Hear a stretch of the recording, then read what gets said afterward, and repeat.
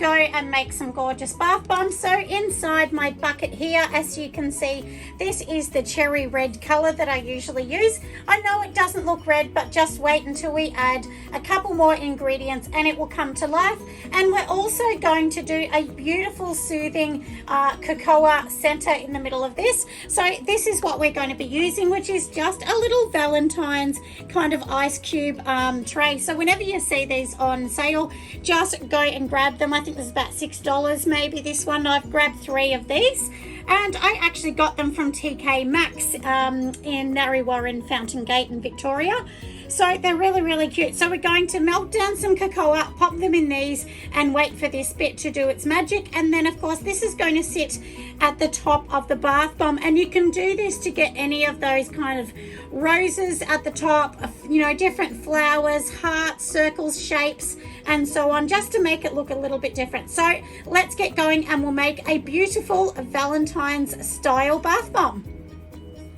So first of all, we need to measure up everything. So I've got my little spoon and I'm just going to pop it into my little scale at the back over here because we need to measure it all up. So in here, I want to make sure I've got 2,100 grams, which is 2.1 kilograms, of course. So make sure you tear out your scale. So let's just pop this in here. Don't worry about the lumps too much because we're going to crush them all down anyway. If you have a bicarbonate soda that's quite lumpy, you will definitely need to go, you know, and sift everything out. But I've already pre-sifted this as well. So anyway, as you can see in here, if you can see my little bucket, it's all in there and it's all ready. I'm going to now put it onto my mixer and let's do some magic. So now to start, this is a few things we need to do. Number one, we need to add our oils, our fragrances, and of course we want to jazz this color up a bit. So let's pop in some colors and I'll explain what I'm doing. Now I always do say to people, remember when it's summer, we might need to change some of the oils. So today we definitely need to add extra oils. Usually what I do is add it in a teaspoon, but when it's summer like it is in Australia at the moment, we're going to be adding in a tablespoon. So rather than doing 3 teaspoons of oil, we're going to be doing 3 tablespoons of oil and so on. So that's usually how I change mine around from weather to weather. So let's first of all put some gorgeous blazing red into this, which is some mica. So look how amazingly bright this is. This one is from Sud Off in Australia. So I'm just going to add a little bit of mica to my mix just to make it a bit redder because I want this to be super fun. And then of course we're going to organize all of our oils. Now you can mix all of your oils separately into a container and then pour them in, or you can literally just pour them through the top, whatever you like.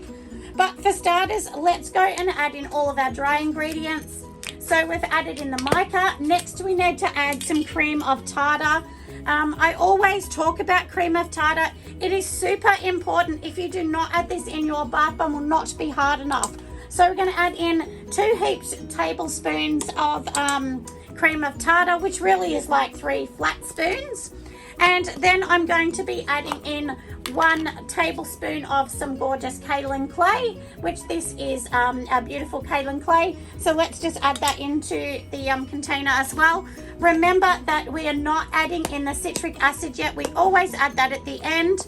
You can add it before, but it just means that it gives it a chance to expand. And do remember, some fragrance oils have waters in them. So the water in that can actually make it expand, the same as witch hazel will also do the same thing. So now that we've got the main ingredients in, of course, now we want to mix everything like these gorgeous things in here. And I do get most of my main large ingredients from An Essential. So I'm going to be using 3 tablespoons of apricot kernal oil. And then I'm going to be using 1 tablespoon of jojoba oil, which is absolutely beautiful, one of my favorites. And then last but not least, it would not be Valentine's without some strawberries and champagne, would it? So we're going to add this this one in as our fragrance today to make it smell absolutely beautiful. And then what we can do is mix this and let it do its thing, because once we're going to just let it slowly mix around for quite some minutes, then we can set aside and do the hearts that we want to pop in the top of this mold. Today I'm not going to be using a hand press. I'm going to be using a standard press, just so that I can show all of you on a typical silver bath bomb mold. So anyway, let's get going. And now, like I said, we're going to be adding in all of this bit next. So I'm going to push this aside and I'm just going to put it in a container just so you can easily watch what I'm doing. For today's purposes, I am going to be using this little container. Do remember, you cannot leave fragrance oils just sitting in it, because it will eat through a paper container, but it's fine because I'm going to put it straight in there. So now remember our apricot kernel oil, we said 3 tablespoons. So I'm going to add 3 tablespoons into my cup of this. And it needs to be 3 generous ones. Don't be a bit skimpy on the oil, because if you don't and it's summer, like I said, then things can go badly very fast. Because in summer, it's going to, all of the oils here are going to dry out really fast with the mixture if we don't make sure we work fast. And of course, we need some of this beautiful fragrance oil from Pure Candle Supply. So I'm going to use 2 tablespoons of that to make sure it's beautiful. Do make sure you're checking your oils that they are suitable for bath bomb material. Some are not. Some fragrances are not suitable for bath products. They're only suitable for candles. So now all we're going to do is really simply, we're just going to literally tip this straight into the container, and then we'll set the mixer on, and then I'll show you the next bit that I'm going to do.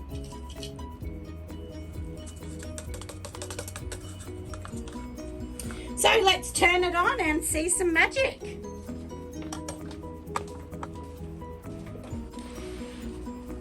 And if you can see, it is looking super red because we have everything in. So let's mix it up.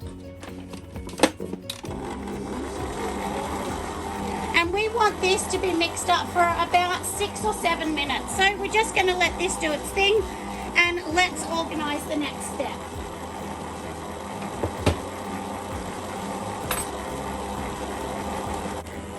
So I hope it is not too noisy because I do have my mixer on. But inside here I do have just a little baby jug, and now let's put some gorgeous cocoa in it. So this is the cocoa I get from Deluxe Shea. So you can pop as much or as little as you want, because we want to melt this down, add some mica, and then literally pour into here, and it will only take a couple minutes for it to get ready. So in the meantime, I do have my mold sitting here. I have 3 of the same mold. So all we're going to do is just use these little pump action things, which are really handy. If anyone doesn't know, you literally have this little handle bit here. You just push on the top and it will come out into the mold. It saves the amount of glitter that you're using as well, and this is biodegradable. Please use biodegradable. It doesn't stick to the bark and it goes down the tub better. So we're just going to pour, just pop a little bit into each mold just to make a little bit of a sparkle. Doesn't need to be anything too exciting, and we can wash this out later, because then we're going to, like I said, just add our cocoa butter in the top. And remember that this little tiny bit here is going to be in the top of the bath bomb, and it's just going to melt and, honestly, be absolutely beautiful in the bath. And I know everyone's going to love these. They'll be so pretty. So we've done that bit. All we're going to do is set this aside now, because we don't need that. Like I said, we're going to pop this into the microwave, and then I will bring you back. Now, before we do anything else, I just wanted to show you how gorgeous and red this is. So this is what you can achieve by just adding in a bright color mica. And do remember, the micas are super helpful for you, because what actually happens with mica is it's just brightening up your mix a little bit as well. And do also remember, one thing I forgot to put in, but I will definitely put it in now, is some polysorbate 80, and that is an oil disperser. So it's going to help the oil not to just sit on the top of the water in the bath and not be slippery. It basically will just make it so that it kind of attaches itself to everything and really does help disperse. It's almost like kind of your dishwashing detergent when you're washing an oily pot, just getting rid of all of the gunk. So hopefully you know, you all have that at home, so do make sure you add that in, especially when using mica, so it doesn't stick to the bathtub. All right, so here we go. We do have our little bit of oil in here as well. And I'm sorry for all the bits you can see at the background, but I've got soap and soap and soap all lined up, getting their names on them. So that's what that's all sitting there for. So now I have some beautiful pink. So I'm just going to add a bit of pink to my cocoa butter, mix it in. Do make sure you keep mixing it really, really well. You can add a bit of glitter or anything you like in here. I know you can't see it very well, but it will turn out a really pretty pink. And then all we're going to do, honestly, is just pour it straight into the molds. So let's bring these molds forward. And don't just let it sit here, because if it sits here, the mica will go to the bottom. And then literally we're just going to pour it. Honestly, it won't take long to, you know, fix itself up, because remember, you know, it's cocoa butter and it goes hard quite fast. So all we're going to do is just put it in here, and literally this is it. And once this is ready, then these will go to the top of the bath bombs. And in the meantime, I will organise to get my citric acid all organised, because we need to pop that into the rest of the mixture along with the polysorbate 80. And like I said, this is literally it. So, you know, you can make as much or as little mixture as you want. If I don't use all of these in this one, I will make another one, because I know these ones will sell quite well. This size bath bomb is always a kind of a nice, lots of mums love this kind of size bath bombs. They often get it for themselves. So yeah, like I said, all done. And so now all we're going to do, like I said, is get the citric acid organized, and also our trays, which I've started doing, so I'll show you here. Lots of people ask me, how do they actually stop the flat bottoms? Now we're making a big bath bomb, so I actually buy these little Christmas ornaments, and you can actually just sit these in a cupcake tray. And then once we've actually taken them out of their normal mold, we'll just sit them in this, and then that way they won't go, you know, horrible shapes and things like that. But it's really hard to get the right shape. But this one's perfect for the big bath bomb, so we'll just pop these ones in there. So because it's near Christmas time or just after, you may be lucky enough to get these from your local department store, or in Australia, I've actually grabbed these ones from Spotlight for about $5, I think. I think $5 are about 12 pieces in them. So anyway, nice and handy. So let's get going, like I said, and we'll do the next step. So now that we're almost ready to do the next step, I've added my polysorbate 80 now, and I have started organising my citric acid. So for the polysorbate 80, it's just 1 tablespoon to this mixture. And remember, this mixture is 2,100 grams in here of the bicarbonate soda, and then we're going to be adding in 1,050 grams of the citric acid. So let's slowly add that in, and we'll mix that while our cocoa is just organising and just going hard again. If you're running out of time, or you haven't organised a lot of time, you can just pop the little hearts that we just made. You can pop them straight into the freezer. So now let's just pop some in here. So this is the citric acid. I've already weighed this out. So we're just going to do a small bit at a time, mix it around, and then we'll add the next bit in. The key with doing this is you don't want to turn your mixer off too much, because once you start to turn the mixer off, then it can start to get hard inside this mixer. So that is really key. And in summer, do remember you don't have a lot of time to do this as well, because it will start to dry out a bit, and of course we don't want that to happen. I've also given it about 5 sprays of witch hazel as well. If you don't have witch hazel, you can use water, but water definitely does not work as well, and you need to spray that before the citric acid goes in.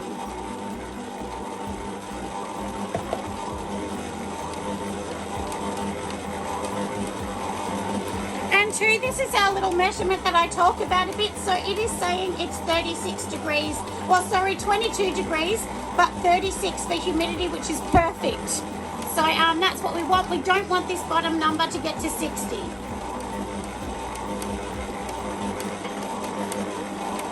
So let's just get going with the citric acid, and then we'll come back. So here I have actually just popped all of the mixture inside this bowl, and you can see these little white bits. We need to mix these by hand. I always give it an extra mix by hand as we're going here. And you can see that my mixture will look fairly dry, but the problem is, you know, if you make it too wet, it will be no good. So you can see here it is holding in my hand really easily. So we know that one's going to be fine. If you're using a Cater mold, add 2 more tablespoons of apricot kernel oil, because Cater molds need it to be a little bit wetter to release from the mold, otherwise they'll get stuck. And now today, these are the little molds I'm going to use, just your typical, you know, sort of metal ones, but you can use plastic ones, it doesn't matter. And then of course, do remember this is, you know, your typical mold where you're going to do this and, you know, squeeze them, put them tight, but we won't do that because we don't have our other piece in yet. And then we're going to pop them in that. So let's get going. So I've mixed this up now. I've also put a little bit of rose in it and it's holding really well. So I thought this first batch, what I'm going to do is just do some with some roses, some plain ones, and then I'll come back and do some that have some hearts in as well. So let's just go and do the rose one first of all. And all we're going to do is you've just literally, I'm hoping that you can see what I'm doing, but literally all you're going to do is just, you know, you've got a little pile in this hand, a little pile in this hand if you're using one like these, and then we're literally just going to pop them together. So you need lots in there because we want to squish them together, and then just wipe around the edges. And you will not get a satin ring with these because the edges have to touch each other like this to be perfect. And then we're just going to get a knife or something to tap it, which I'll grab that.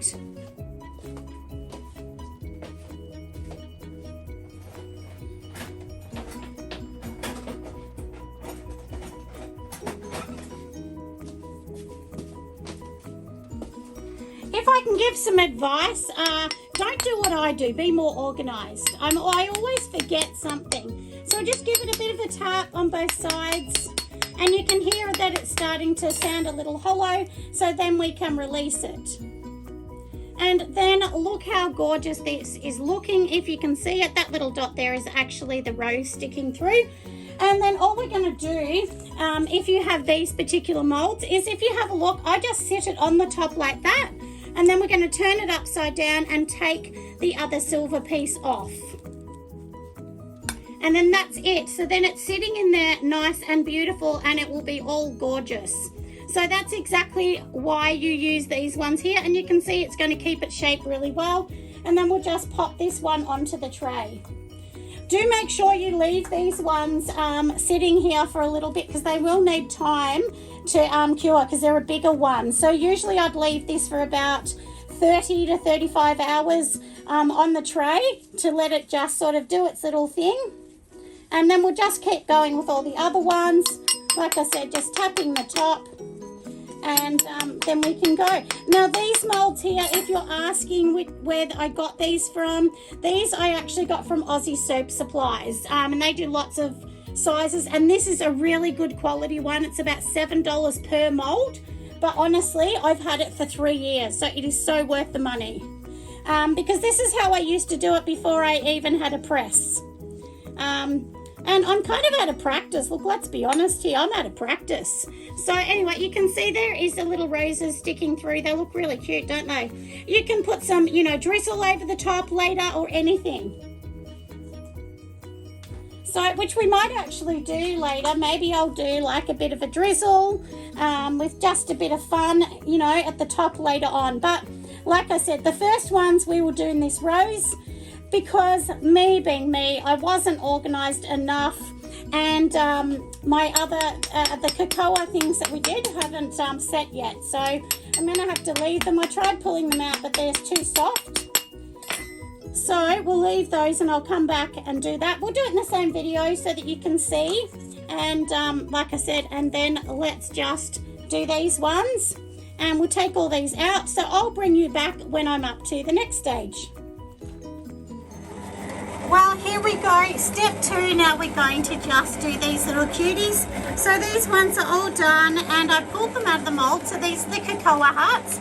So let's get going on the next one. So this one I'm doing an orchid bloom. So excuse the mess. and this is the gorgeous purple that I'm come up with. This is a mixture of micas, 2 different water-soluble dyes, and also a tiny baby bit of blue mica as well, just to create this orchid sort of colour. So you do need to spend a bit of time messing around with those. So let me organise the moulds and we'll get up to the next bit. So let's make some candy ones, because my idea of making these little gorgeous ones just did not work the way I wanted it to work. So I put these in like this, but the problem is they keep getting stuck because it's too hot today. So anyway, I'll have to try that idea next time. So on to step B. See, I even have these things that go wrong at times. But anyway, let's just put some little candies in the bottom. They're going to look so cute. And this is a really beautiful orchid scent that I've used in this one. So we're just going to pile it up. And then, of course, this side we need to pile this up too, don't we? And press them together. And then presto, they're going to look absolutely beautiful. And then I'm going to just pop these on. And like I said, with this size, a 220 gram ball, you really want to leave it to dry for over 24 hours because it will take longer to dry. And let's pop the top off and see how cute it's looking. And look how beautiful that looks. Doesn't that look so cute? So now I'll take off the bottom. I'm just going to pop it into its little tray. And then we are done and we're on to the next step. And I'll come back and I'm going to show you what it looks like in just a moment. It is the end of the day and I've totally finished. So the red ones have the rose and I will end up doing something with them. This was the one I was going to do, but as you can see, it just got stuck and it didn't look good. So that one's for my daughter. She won't mind that one. And then I decided to do the orchid ones with some little sprinkles on top. So they still look really, really cute. But this is my Valentine's Day collection for bath bombs. I'm only going to do a few and then we will do a soap as well. So I'll bring that to you guys soon. Hopefully you've loved it, everyone, today. Make sure you give me a thumbs up and, of course, watch all my other videos and see all the amazing things. And I will put the recipe in the description box below. Thanks for now. Bye.